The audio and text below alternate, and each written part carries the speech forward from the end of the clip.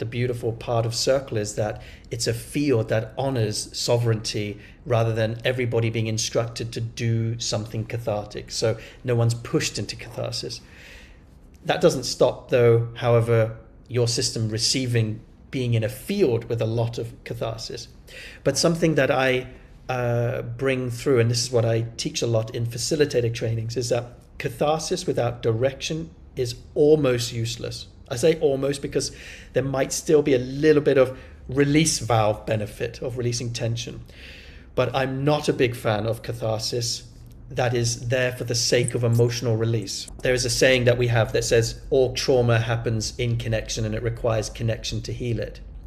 But I've also discovered another rule or law of emotional energetic release, which is emotions or contractions resolve when they are directed correctly. And what this basically means is, I'll give you an example of my personal journey. So for a long time, I was angry at my dad because he beat the shit out of me when I was young.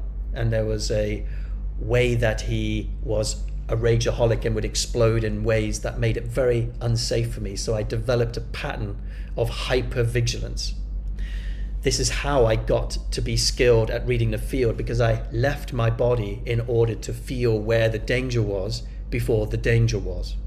So I could tell where he was before my body knew where it was. So this hypervigilance is a response to trauma. So every time I'm facilitating, I'm activating my trauma to serve, which is highly destabilizing unless I take good care of myself. So I say that again, the fact that I'm facilitating a field in a group circle means that I'm turning on and activating the wounding that has developed that sensitivity and that gift, but it's recreating potentially a way for me to get injured if I'm not careful.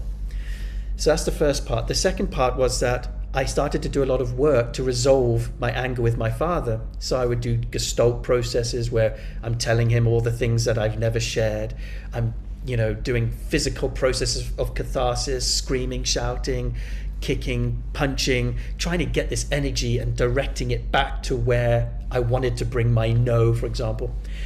And you know what? A few things were helpful because there were genuinely things that my dad needed to feel from me, and doing that work in retreats was really powerful. But there was a point where the whole thing plateaued, and catharsis in any particular direction towards my father was no longer helpful. It just was landing flat, and I was just like, why am I doing this?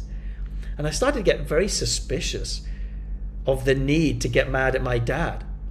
It started to become almost like a sabotaging or a distraction or a blind spot. It was a convenient thing to be worked up about. And then I discovered something really amazing, which was anger towards a parent resolves very quickly if you choose the right parent. And that just struck me as like profound. And I started to think, I've been being angry at my father, but where was my mother when this was happening? When I was getting attacked at 4, 5, 6 years old, I needed protection. Where was she? She was numb. She froze. Her nervous system couldn't deal with that energy. And when I spoke to her later in life, she was in terror. And now as an adult, I totally get that. There's a lot of compassion, of course. But that young part of me was pissed at her for not bringing the mother's bear, if you like, the protective energy. And as soon as I started to express cathartically in the direction of where the actual trauma happened, because the trauma wasn't just in the violation, but it was also in the neglect of my mother not taking action on my behalf. And as soon as that one connected, a whole nother level of liberation became available. And so what I get and what I've got and my medicine as a facilitator now is this: cathartic without accurate direction is pretty much useless. So what's really important is that everybody get clear about their real direction of who they have polarity with. Polarity not in the intimate way, polarity in terms of blame. Because in our healing process, the first stage is we suffer, we collapse. The second stage is we blame. Somebody else is responsible. And it's in that second stage of polarity that we need to work out who are we really blaming. And the first answer is not usually the right one. So in Circle, when we start to cathartically express in the right direction, massive transformation happens. So the first thing is that I've spoken about is sovereignty is key. Everybody needs to feel it when they're ready. Second, I very rarely do group catharsis where everyone is cathartically releasing at the same time. That's why you won't see me doing an Osho or dynamic meditation. I'm sure it's great for some people, but in an amplified field, that's too much for my system. That is too much energy running through my system at once. I like the focus. I like the energetic penetration of that sword doing accurate open heart surgery. And when that happens, my system can respond to it very, very well. And I would say at the next level is, even after I've shared everything that I've just shared, for the majority of people, catharsis in the sense of uncontrolled emotional expression is not necessary to actually meet and heal these parts. And I would say it's a 10% of the energetic construction of Circle. It's a minor. It used to be a lot more, but I notice as the years go past, I'm less and less trusting and encouraging catharsism as a tool for healing and transformation. In the facilitator vocabulary, I call that like group think, the peer pressure that comes when we're in an entrained field, and it's so easy to potentially override our own boundaries and not even know those boundaries exist until we're out of the field and we go, shit, did I really want to do that? Was that really a yes? Which is why the golden rule is move slow. So everything we do is done in a way that is slowed down. And I can feel that if the pulse quickens too much, it's like when no one's taking space in this field. It's too chaotic. There's too much speed. The best, highest quality of process occurs in the slowed down, dropped in, tender spaces. And out of that, I can trust it. So slowing down is what makes that safe in the end. I have a similar fear, for example, with ayahuasca. I've never done it before, but I have a story that my system won't respond to it well, that it's going to really mess with my brain.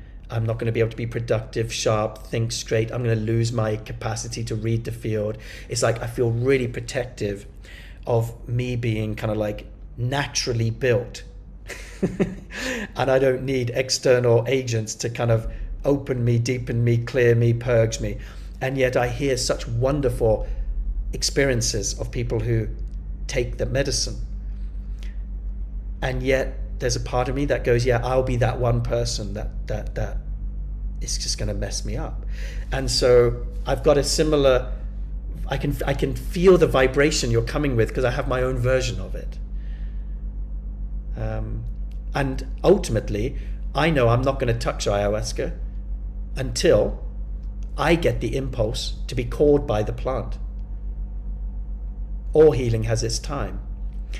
And this is what I would encourage for you too, is like when you are not just drawn from the place of FOMO, but you are drawn instead by the impulse to be called by the field itself. And you're called by that transmission and it says, it's time, Fons. Then you can trust that. I think that's been the theme so far of both of your shares and Trisha's shares, like when to trust this call to follow impulse versus when is it the mind or fear or contraction or past patterns coming in. So I have no need to rush you. You will follow your time and you'll find your way and you'll find the modalities that serve and meet where you're at. And I can feel ayahuasca coming closer.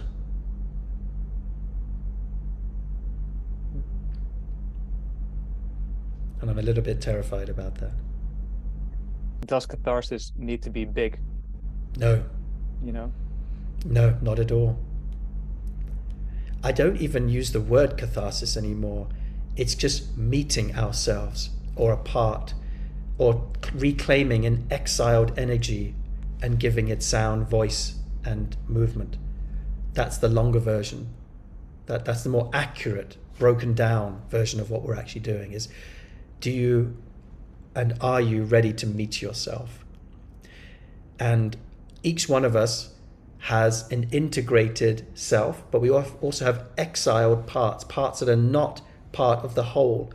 And these parts tend to work against us when they're not part of our collective integrated wholeness.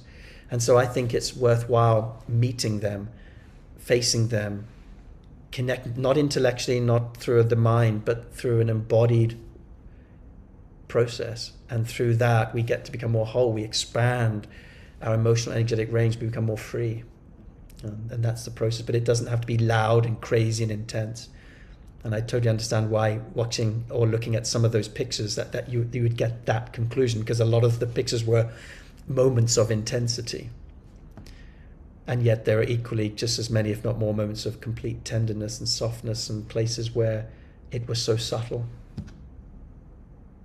Yeah. Cool. Thank you, Fons.